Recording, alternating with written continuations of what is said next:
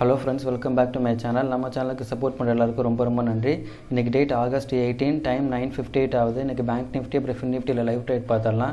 Bank Nifty இன்னைக்கு open ஆனது gap டவுன்ல ஓபன் ஆயிட்டு மார்க்கெட் வந்து மேல மூவ்மென்ட் ஆயிட்டு இருக்கு. என்னோட ட்ரேடிங் செட்டப் வந்து பிவோட் பாயிண்ட் ஸ்டாண்டர்ட் அப்புறம் வந்து 20 EMA இண்டிகேட்டர் நான் வந்து அப்ளை பண்ணிருக்கேன். வெயிட் பண்ணி பாப்போம். 1 hour டைம் ஃப்ரேம் நான் யூஸ் பண்ணிருக்கேன். ஃபின் நிஃப்டி வந்து கேப் டவுன்ல ஓபன் ஆயிட்டு மேல வந்து மூவ்மென்ட் ஆயிட்டு இருக்கு. சோ இங்கே வந்து அதே ட்ரேடிங் செட்டப் தான். பிகினர்ஸ் எல்லாருக்குமே நான் சொல்லியிருப்பேன் லைவ் ஓப்பனிங் ட்ரேட் வந்து எடுக்காதீங்கன்னு. அதுக்கு வந்து ரொம்ப கான்ஃபிடென்ட் தேவை. டைரக்ஷன் வந்து நமக்கு அக்யூரேட்டாக தெரியணும். நான் வந்து இன்றைக்கி வந்து ஒரு லைவ் ஓப்பனிங் ட்ரேட் வந்து எடுத்திருக்கேன். அதில் வந்து ப்ராஃபிட் வந்து சின்னதாக வந்து மேக் பண்ணேன். ஃபின் நிஃப்டியில் 19,450 ஸ்ட்ரைக் ப்ரைஸில் கால் ஆப்ஷனில் ஒரே ஒரு லாட் வந்து நான் பை பண்ணேன். என்னோட என்ட்ரி டைம் வந்து 9:18 114.75 என்னோட என்ட்ரி ப்ரைஸு. என்னோட எக்ஸிட் டைம் வந்து 9:25. இந்த ட்ரேடில் டார்கெட் வந்து ஒரு 10 ரூபா நான் வந்து செட் பண்ணேன். அதாவது 114.75க்கு நான் என்ட்ரி ஆனேன். மார்க்கெட் வந்து ஒரு 124 மேலே போனால் க்ளோஸ் பண்ணலான்னு நான் டிசைட் பண்ணேன். அதே மாதிரி மார்க்கெட் வந்து 131 வரைக்கும் போச்சு. நான் எக்ஸிட் கொடுக்குறப்ப வந்து பார்த்தீங்கன்னா 119K வந்து செல் பண்ணிருச்சு. ஏன்னா அந்தளவுக்கு ஒரு ஃபாஸ்ட் மூவ்மெண்ட் இருக்கும்.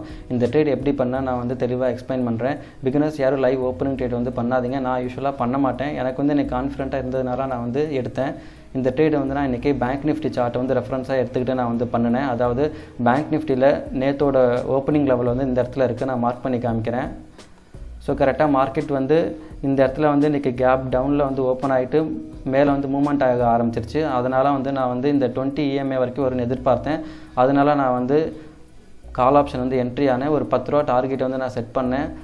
எக்ஸிட் கொடுக்கும்போது வந்து பார்த்தீங்கன்னா 119K வந்து செல் பண்ணிருச்சு. ஓகே பரவாயில்ல. இப்போ மறுபடியும் நம்ம வந்து நெக்ஸ்ட்டு வந்து 11:15க்கு வந்து செக் பண்ணி பார்ப்போம். டைம் இப்போ சரியாக 12:03 ஆகுது. நான் வந்து 15 மினிட்ஸ் டைம் ஃப்ரேமில் பேங்க் நிஃப்டி சார்ட் ஓப்பன் பண்ணியிருக்கேன்.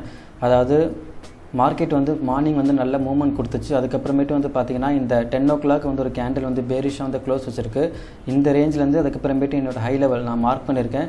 இந்த ரேஞ்சுக்குள்ளே தான் வந்து ட்ரேட் ஆகிட்டே இருக்குது மார்க்கெட் வந்து ரொம்ப நேரமாக. ஒன்ஸ் இந்த லெவலை வந்து பிரேக் அவுட் பண்ணிவிட்டு எந்த சைடு வந்து மூவ்மெண்ட் ஆகுது நம்ம வந்து வெயிட் பண்ணி பார்க்கணும். கன்ஃபர்மேஷன் கிடச்சதுக்கப்புறமேட்டு என்ட்ரி ஆகலாம். என்னோட ஹையர் டைம் ஃப்ரேம் வந்து 1 hour, லோவர் டைம் ஃப்ரேம் வந்து 15 minutes.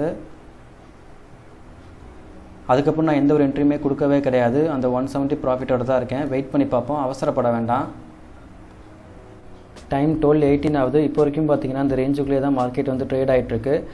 ஓகே, இப்போ நான் பேங்க் நிஃப்டியில் 44,000 ஸ்ட்ரைக் ப்ரைஸில் புட் ஆப்ஷனில் ஒரே ஒரு லாட் வந்து நான் என்ட்ரி ஆகியிருக்கேன். கரெக்டாக இந்த இடத்துல வந்து பிரேக் அவுட் ஆகும் நான் வந்து என்ட்ரி கொடுத்தேன். இதுக்கு ஸ்டாப் லாஸ் வந்து நான் அப்ளை பண்ணியிருக்கேன். அதாவது என்னோடய என்ட்ரி ப்ரைஸ் வந்து 317.90. ஸோ நான் வந்து ஒரு 30 ரூபா நான் வந்து ஸ்டாப் லாஸ் வந்து செட் பண்ணியிருக்கேன். 287 285 இந்த ரேஞ்ச் கொடுத்துருக்கேன். வெயிட் பண்ணி பார்ப்போம்.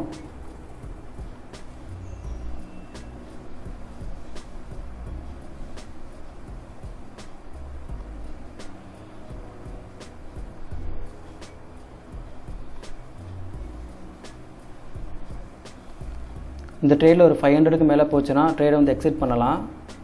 நான் வந்து மாடிஃபையில் கரெக்டாக நான் வந்து வெயிட் பண்ணியிருக்கேன். மாடிஃபை கொடுத்துட்டு 500க்கு மேலே போச்சுன்னா ட்ரேடை வந்து எக்ஸிட் பண்ணலான்னு இருக்கேன். மார்க்கெட் ப்ரைஸ்லேயே வச்சு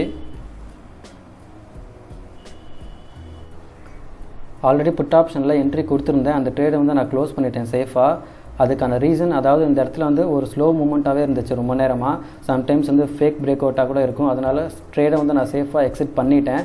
வெயிட் பண்ணி பார்ப்போம். இந்த கேண்டில் வந்து ஒரு வேளை வந்து புல்லிஷாக க்ளோஸ் வச்சுதுன்னா இதுக்கு நெக்ஸ்ட்டு ஃபார்ம் ஆகிற கேண்டில் எப்படி இருக்குன்னு பார்த்துட்டு கால் சைடு வந்து என்ட்ரி கொடுப்போம். ஸோ இந்த ஏரியாவில் நம்ம வந்து ரொம்ப கேர்ஃபுல்லாக என்ட்ரி கொடுக்கணும். அதனால தான் நான் வந்து சேஃபாக ட்ரேடை வந்து எக்ஸிட் பண்ணிட்டேன். ப்ராஃபிட் வந்து ஒரு 9 rupees அதோட. வெயிட் பண்ணி பார்ப்போம். சேஞ்ச் இன் ஒய் டேட்டா நான் செக் பண்ணி பார்க்குறப்போ கால் சைடு வந்து போகிறதுக்கான வாய்ப்புகள் அதிகமாக இருக்குது. அதனால் இந்த கேண்டில் மொமெண்டம் நல்லா இருந்துச்சுன்னா 12:45க்கு என்ட்ரி கொடுப்போம். ஒருவேளை இந்த கேண்டில் மொமெண்டம் நல்லா இல்லைனா 1 o'clock வந்து செக் பண்ணி பார்ப்போம். வெயிட் பண்ணி பார்ப்போம்.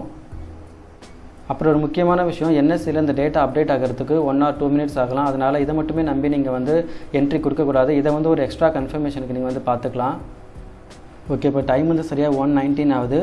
நான் வந்து கரெக்டாக இந்த கேண்டில் வந்து 12:45க்கு வந்து புல்லிஷாக க்ளோஸ் வைக்கவும் நான் வந்து என்ட்ரி கொடுத்துட்டேன். இந்த கேண்டில் மொமெண்டம் நல்லா இல்லை இருந்தாலும் நான் வந்து ஓப்பன் டெஸ்ட் டேட்டெல்லாம் செக் பண்ணிவிட்டு மேலே போகும் நான் என்ட்ரி கொடுத்தேன். அந்த ட்ரேடில் வந்து ஸ்டாப் லாஸ் வந்து ஹிட் ஆயிடுச்சு. அதுக்கப்புறமேட்டு நான் ஃபஸ்ட்டு எடுத்த அதே ட்ரேட் வந்து நான் ரீஎன்ட்ரி ஆகியிருக்கேன். வெயிட் பண்ணி பார்ப்போம். இதுக்கு நான் வந்து ஸ்டாப் லாஸ் வந்து அப்ளை பண்ணியிருக்கேன். நீங்கள் பண்ணுற எல்லா ட்ரேட்லேயும் வந்து ஸ்டாப் லாஸ் வந்து அப்ளை பண்ணுங்கள். இந்த ட்ரேட்லேயும் ஸ்டாப் லாஸ் வந்து ஹிட் ஆயிடுச்சுன்னா நான் ட்ரேடிங் வந்து க்ளோஸ் பண்ணிவிடுவேன். வெயிட் பண்ணி பார்ப்போம். ஓகே, இப்போ இந்த புட் ஆப்ஷன் ட்ரேட் வந்து நான் எக்ஸைட் பண்ணிட்டேன். மேனுவலாக ஸ்டாப் லாஸ் வந்து ஹிட் ஆகலை. அதுக்கான ரீசன் நான் எக்ஸ்பிளைன் பண்ணுறேன். அதாவது இந்த கேண்டில் வந்து பார்த்திங்கன்னா கிட்டத்தட்ட 60 பாயிண்ட்ஸ் வந்து கீழே வந்து டவுன் ஆகிருக்கு. அப்படி இருந்து வந்து ப்ரைஸில் மூவ்மெண்ட்டே இல்லை. ஸோ உங்களுக்கு லைவாக பார்க்கும்போதே உங்களுக்கு தெரியும். அதாவது 340 வரைக்கும் போச்சு. நான் வந்து இன்னும் வெயிட் பண்ணேன். அதாவது இந்த இடத்துக்கிட்ட இருக்கும்போதே வந்து பார்த்திங்கன்னா 340 கிட்ட இருந்துச்சு. ஆனால் இவ்வளோ தூரம் கீழே இறங்கியும் பார்த்திங்கன்னா இப்போ ப்ரைஸ் வந்து 326 தான் ஆகிருக்கு. ஸோ நான் வந்து சேஃபாக வந்து எக்ஸிட் பண்ணிட்டேன். வெயிட் பண்ணி பார்ப்போம். ஸோ இந்த ட்ரேடில் வந்து ஸ்டாப் லாஸ் வந்து ஹிட் ஆனால் நான் வந்து க்ளோஸ் பண்ணுவேன்னு சொல்லியிருந்தேன். ஆனால் ஸ்டாப் லாஸ் ஹிட் ஆகலை. நானாக தான் மேனுவலாக க்ளோஸ் பண்ணியிருக்கேன். மறுபடியும் ஆப்பர்ச்சுனிட்டி ஏதாவது கிடைக்குதான்னு பார்ப்போம். ஏன்னா இப்போ டைம் 1:44, மார்க்கெட் வந்து 3:30 தான் க்ளோஸ் ஆகும். வெயிட் பண்ணி பார்ப்போம்.